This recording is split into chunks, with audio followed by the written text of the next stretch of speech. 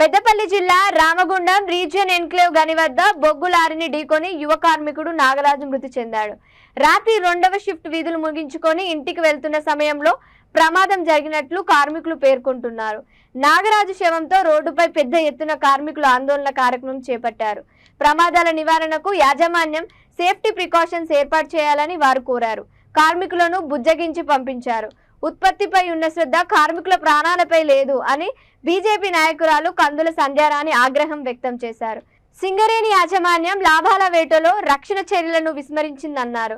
ఓసీపీల నుండి బొగ్గును తరలించేందుకు వేలాది లారీలు టిప్పర్లు నడుస్తుంటున్నాయని, అదే దారిలో ఇప్పటికైనా సింగరేణి అధికారులు రోడ్డు ప్రమాదాలు జరగకుండా కార్మికులకు పాతదారిని పునరుద్ధరించాలని సంధ్యారాణి డిమాండ్ చేశారు.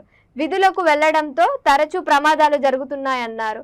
యువ కార్మికుడు నాగరాజు మృతికి సంస్థ నైతిక బాధ్యత వహించి న్యాయం చేయాలన్నారు.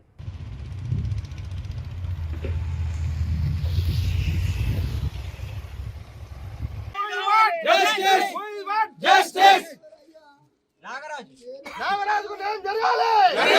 నాగరాజుకు న్యాయం జరగాలి. ఇంకెన్ని ప్రాణాలు పోవాలి.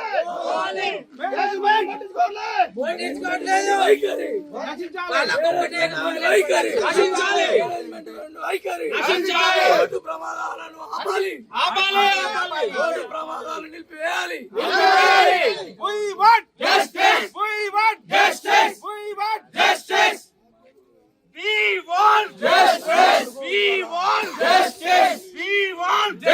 యాజమాన్యం వంటి వైఖరి యాజమాన్యం వంటి వైఖరి బంద్ చేయడం జరిగింది.